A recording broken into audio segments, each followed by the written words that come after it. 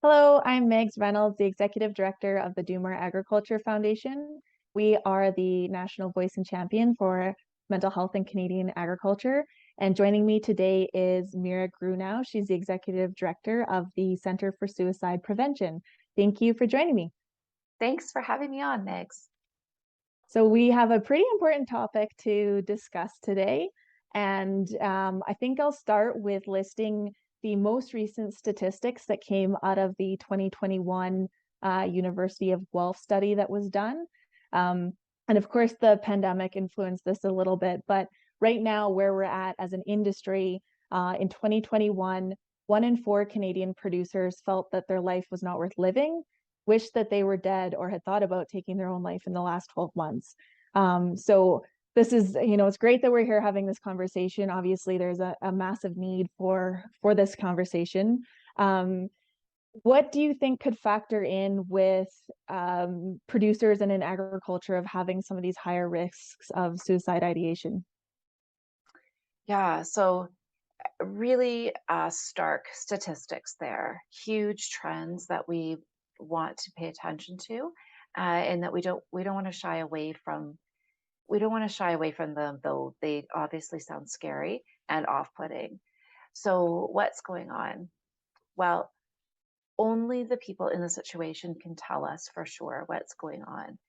But um, there are some concepts that might be overarching that we can kind of tease out to look at some of the patterns that might be existing specifically for this population.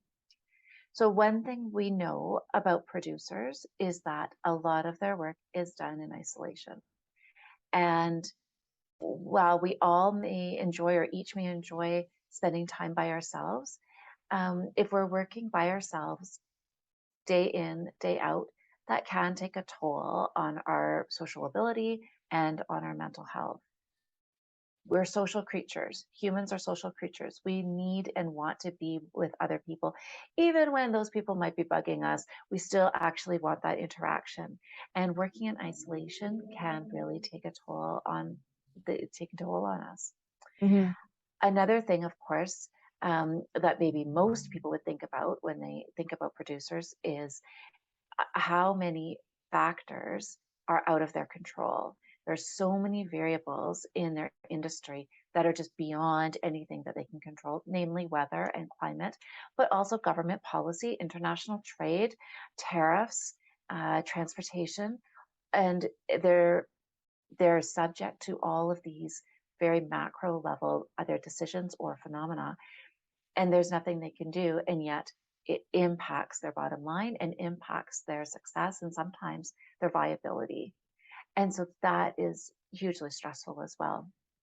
I'm not sure if there's another industry that is as exposed to such a myriad of external factors that are beyond the person's control.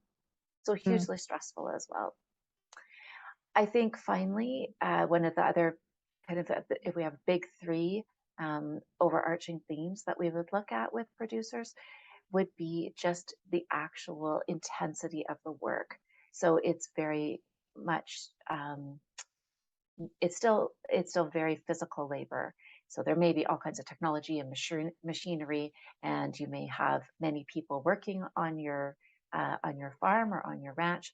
But regardless, it's still very much manual or heavy labor, which can sometimes drive an attitude of man up, whether you're male or not really the point, as much as you need to be tough, you need to endure, you need to persist, and you need to push yourselves beyond your limits. And if we layer these three things on top of each other, that very physicality of the work with heavy demands together with working in isolation, and then top it with that myriad of variables that are beyond our control, being a producer can be very stressful. Mm. Yeah, and that, that cowboy up, tough it out mentality, you have it's been one of the challenges for sure with the mental health conversation.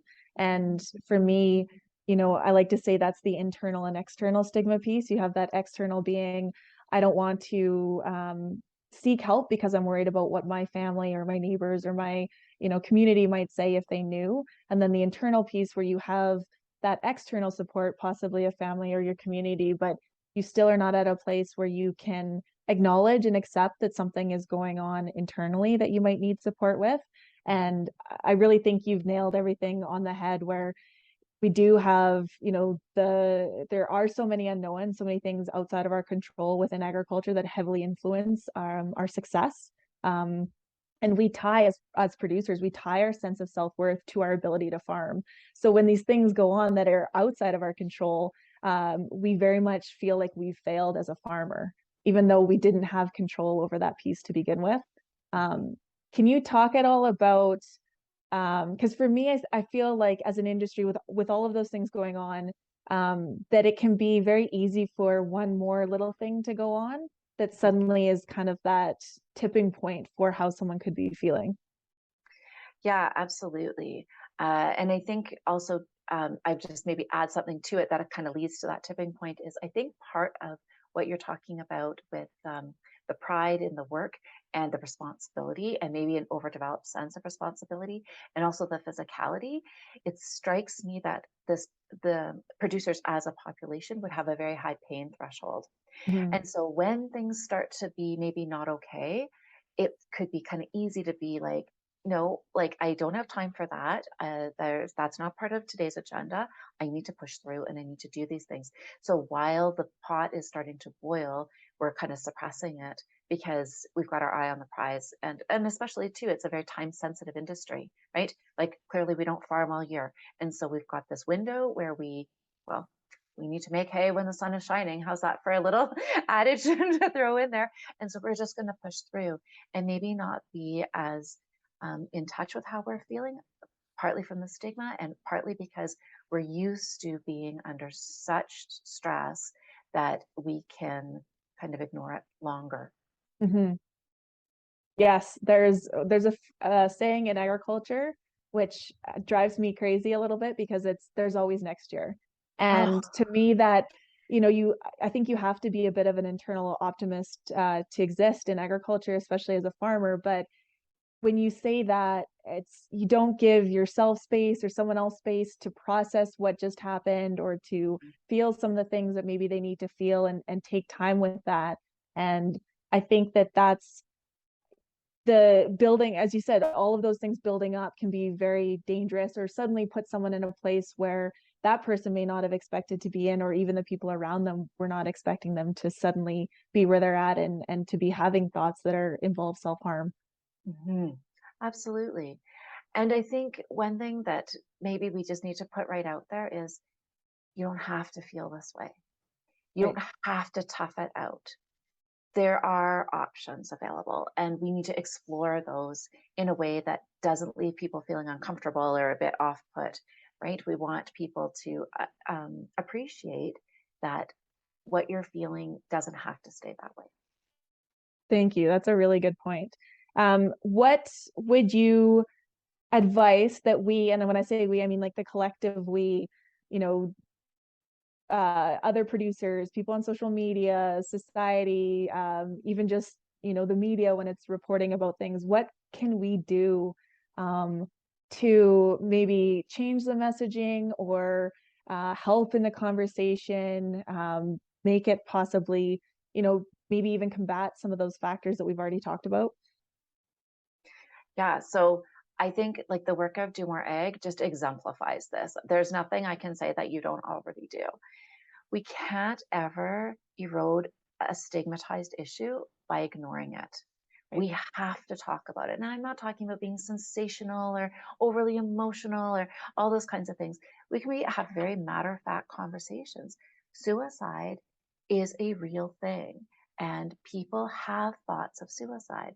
Now, fortunately, while many, many, many of us have thoughts of suicide at some point, fewer of us actually have perseverating or ongoing thoughts, and fewer still would make a plan to die, and fewer still die. Now, I say that, and on the other side of the coin, I'm going to say far too many people in this country die by suicide every year, and it's not okay. But if we're thinking of that pyramid of how many people die and how many people have thoughts, it is a very significant slope. So the first thing to know is that having thoughts of suicide is not completely uncommon. Lots of us have them at some point. And the next thing to know is that we can talk about it. And it doesn't mean you're weak. And it doesn't mean you're crazy. And it doesn't mean that you're a bad person or a failure or a burden. Sometimes we have these feelings and the feelings are real, but they're not facts. And keeping the feelings and facts separate, I think, is really helpful when we're talking about suicide. I have never heard someone put it in that way, but that is a great way to say it, keeping the feelings and facts separate, because the feelings are valid and everyone's, justified in those feelings. But that's such a great point, that what you're feeling may not be the fact of what someone else would feel if you were to reach out, ask for help, or say, hey, I need to have a conversation, or even just the reality that so many have had thoughts before, and that you're not alone if that's, where you're at and what your thought process is, that you're not on a by yourself in that thought. And I think even just knowing that you're not the only one, or that more people, especially in your industry, have probably been there before, it can be helpful to some. Absolutely. And I couldn't agree with you more, Megs. And I think we need to look at it from the helper's perspective as well. So if we have someone in our lives and we're like, they seem off, or like they're not the way they usually are, I've noticed these changes, stop and think, what could be going on for them? And remember that they may be having these feelings that are creating a barrier for them to ask for help. So, how can we reach in and offer help? So, don't be shy, I guess, is kind of my suggestion to the people around you. We've all had that kind of interaction with a friend or a family member where we're just like, well, that's weird. Don't let it go. Don't Mm-hmm. let it go. You don't have to make a big deal about it, but you can draw it to your attention. Like that's not a normal response for you. Like, can you tell me more about that? Or, I haven't heard from you lately and you're usually pretty chatty. So, what's the deal there? And just probe. There Mm-hmm. may be nothing, or that might be the beginning of a sweater thread that you can just gently pull and start to unravel some things that might be going on just right beneath the surface. What would you say would be kind of those top key items to look for in someone else if you are trying to be aware that they might be going through something? Definitely a change in behavior. And that's kind of a big catch all because it really could be anything. So, some examples could be, well, okay, I'll start with the classic. The classic example is your person is outgoing or gregarious or, just very sociable and they start to withdraw. That does happen. Mm-hmm. But that's kind of like the Hollywood version of depression or sadness, or, oh, that's what people look like before they consider suicide. Maybe, and sometimes, yes, but not necessarily because we're all different. So looking for changes in behavior can be subtle or they can be really demonstrative. So, if you, I don't know, if you all, have a regular social time. So whether it's you meet at Tim Hortons for coffee on Thursday mornings, or if it's, a community night once a month, or it's, book club, it doesn't really matter. But if there's a social event and your person isn't showing up, or when they show up, they kind of seem different, ask them, hey, like it's not like you to miss our meeting on Thursdays. Like, what was going on for you this week? If you're usually texting with them or calling them and they're not responding or they're not as chatty as usual, ask them. It can also come out in you know difficult ways, like ways that create a lot of friction. Particularly with men, we can see a lot of agitation. Sometimes we can see anger, and we can see some more volatility. So people kind of getting to their tipping point faster. And that can be women as well, but it is more common in kind of that classic male characteristic way. Um, and of course, substances. So a change in substance use. So um, maybe the person is a social drinker and now the alcohol consumption has gone up significantly, but it could also be the same with other substances as well. So losing interest in things that people typically enjoy, substance use, um, a lot of anger, It also can be like higher risk behaviors.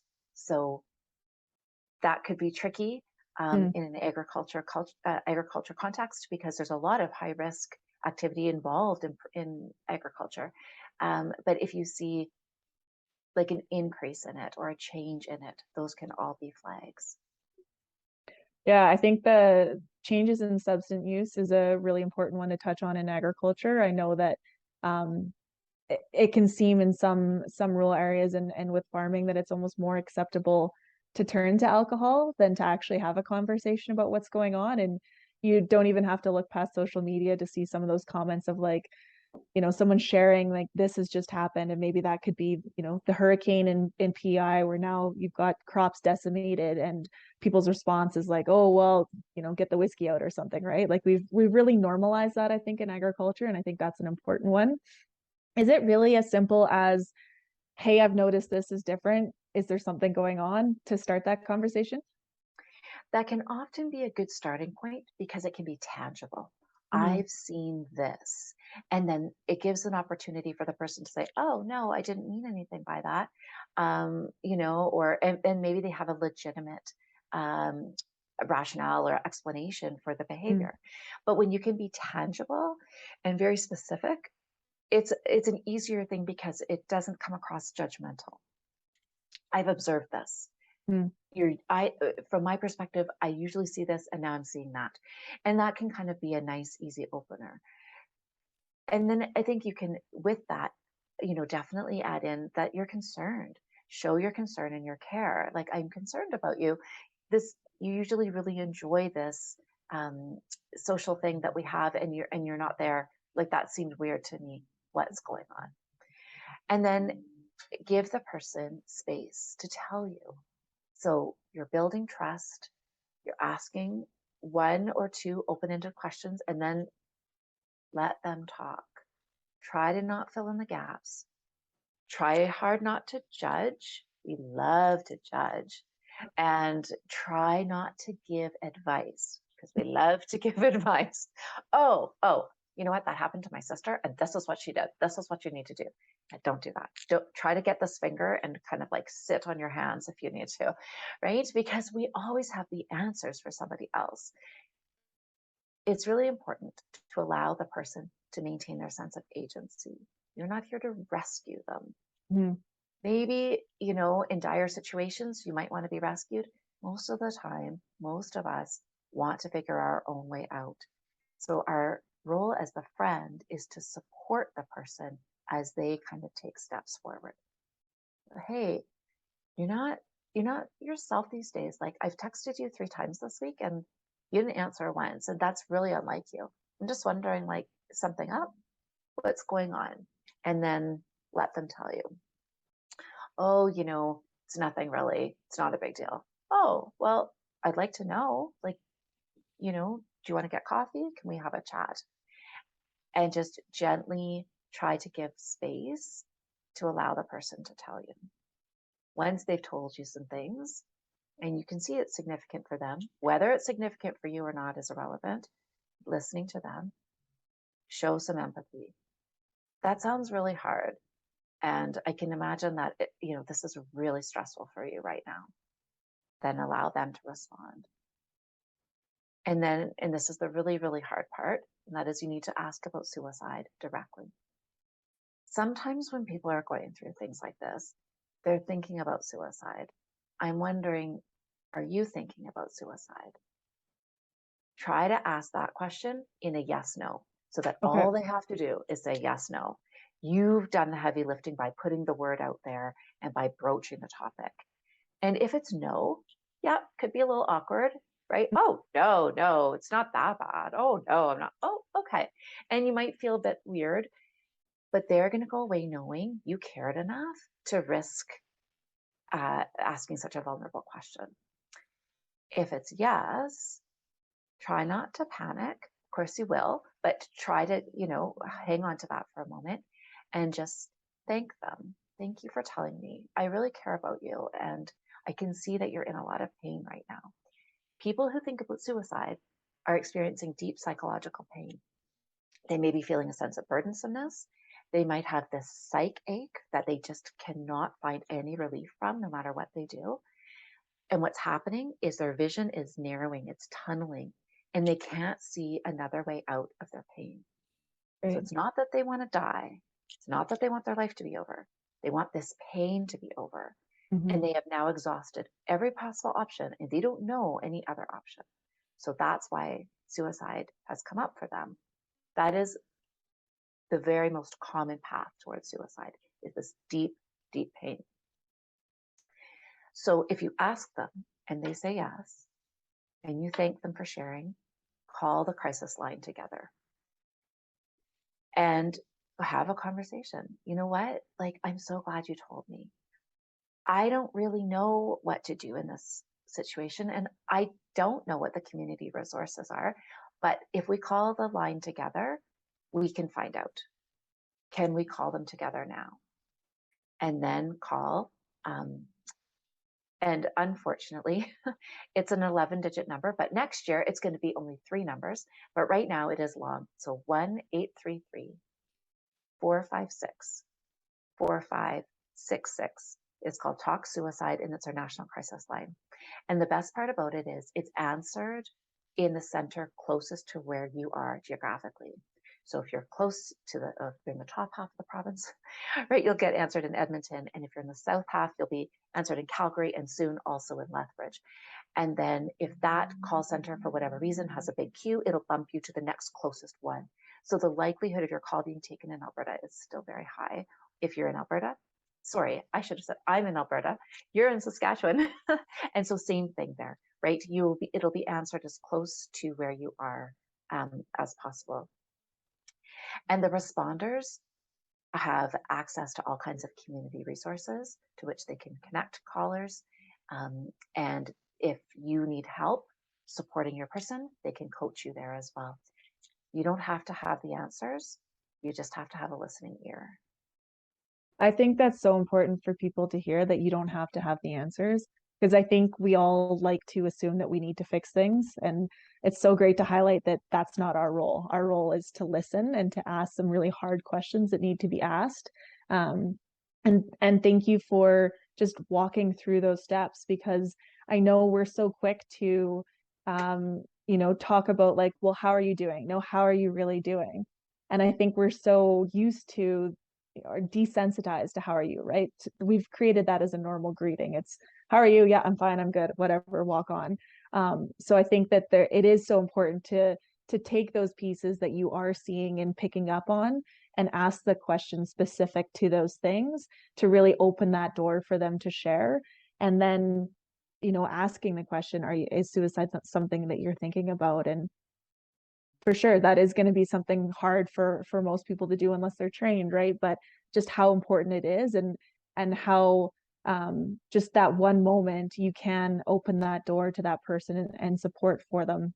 And I think too, the calling the crisis line together, because that can be, just that in itself, for someone that isn't going through something, can be a bit of an overwhelming, scary thing. And so being there to support them with them, and to help with the process, even if it is just to figure out what number to call, how to do it, the logistics of it, I think, is really important. And it's amazing once you make the call, how it's a way of kind of putting the burden to somebody else. And it's like, okay, you know what? I'm at a loss here, either as the person considering suicide or as the friend, right? And just bringing that neutral person in to say, help guide us. And they will. Yeah, that's so powerful. You're not everything is on your shoulders anymore. You're Mhm. sharing that in that moment. I loved what you said, Mix, about having the answers, because isn't that so very much our culture? Like, I want to fix this. I want to solve this. I know what you need to do. You know what? If the answer was simple, the person would have figured it out by now. The whole point is that it's not. And most people who are at a point of considering suicide, aside from the fact that they've exhausted all other options that they can see, it's also very, very, very rarely the result of one big bad thing. Mm-hmm. Typically, thoughts of suicide come up when we have a constellation of things that are not going well for that person. And it's the way those risk factors interact with each other that can tip the scales towards suicide. It's not a weigh scale like if I have this many positives and this many negatives and what weighs out.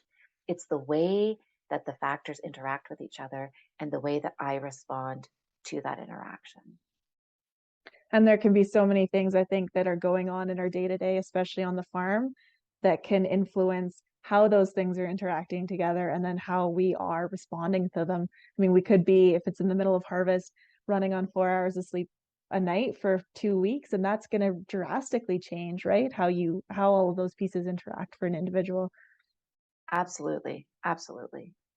And yet, it would be arrogant for someone to say, well, you just got to work on your sleep hygiene. Like, you just need more sleep. Okay, well, sorry, that's not going down during harvest. So, like, and then you're just going to dismiss that. Well, of course, that's not practical. It's not even a possibility. So, it's more like acknowledging this is the reality right now, but there are costs associated with it. And part of it is my wellness. And so, how do I get through, the most difficult um, timeline of my season, knowing that the demands are going to be so high? Mhm. No, that's great. I think we all, you know, mental health and self-awareness is a journey and an evolution for all of us. And we didn't grow up learning about it. And I would say, especially in agriculture, right? It wasn't something that was taught in schools or modeled to us by our parents, maybe very rarely. Um, and so I really think that it's a journey, and then it is looking to your point at this is what I have to do over the next 3 weeks. This is the season it is. So how do I make all these pieces work with what I'm going to have to sacrifice? That could be sleep, that could be time with family. That's really important to just my overall, how I feel day to day, right? Having those interactions and understanding how that works together and how I can get through the next 3 weeks with being able to take care of me, but also taking care of everything that I need to do for my farm and my business. Exactly. That's so well put. Is there anything that we haven't covered today that you think is really important for people to know? I think it's just that you don't, if you're feeling yucky, if you're feeling gross, if you're feeling overly overwhelmed or stressed, you don't have to feel that way. Mhm. We know there are ways of helping people mitigate those feelings, um, and that kind of cloud of despair that you can be under. And we got to watch out for each other. Yeah. Once somebody starts to go down that road of suicidal thinking, it's very difficult to ask for help. It's so easy to say, "Oh, help is available. Just ask for help." Okay, but like actually asking for help once I'm at that point is kind of like saying, climb this mountain and we're going to just blindfold you while you do it. And, you know, like it's too, like, it's not impossible, but it's just unlikely to be, a a good way out. We have to look out for each other. And then back to what you said, when you become more familiar with your own patterns and when I'm at this point, like this is my tipping point, once you're able to identify that, how can or what adjustments can be made to help me not get to my tipping point, right? So going through it once is awful, but when I go through it again, how can I make changes in my lifestyle? Um, Even if they're temporary changes to kind of bolster me through those really difficult times to help set me up for success. And do you want to touch on the clay, Mr. Clay, that you have in Well, your background? sure. So Clay's come to visit me. He's come to the city today for this recording, and one campaign that we have at Center for Suicide Prevention is called our Buddy Up campaign.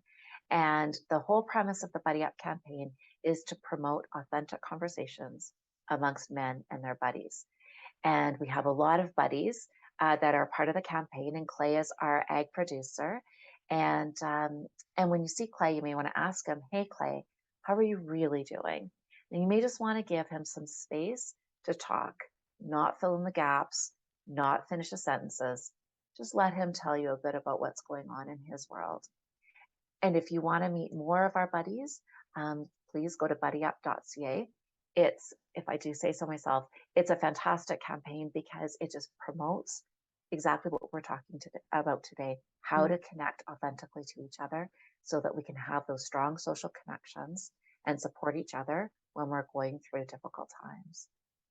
And one of the things I think is really important about it as well is that, you know, in agriculture, we have that stronger stigma, even more so with the men, which is, generally how it goes. But there are oftentimes what we see right now as an industry, it's the women reaching out. And so it is so important for those men to be reaching out to each other. Even if maybe they have stuff going on, it might be easier to reach out to a friend to check in on them than to reach out to that friend and say, hey, I actually am the one that needs to talk.